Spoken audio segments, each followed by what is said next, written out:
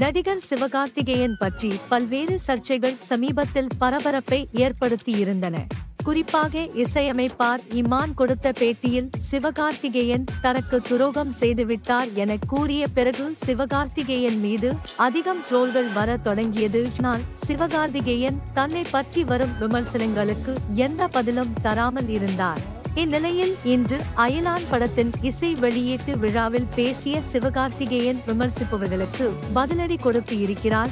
என்னை சில பேர் சூப்பர் என சொல்வார்கள், சிலர் பேர் திட்டுவாங்க. நான் இதை எல்லாம் எடுத்துக் கொள்வதில்லை. என்னுடைய கலை, நான் எதுவும் சொல்ல விரும்பவில்லை.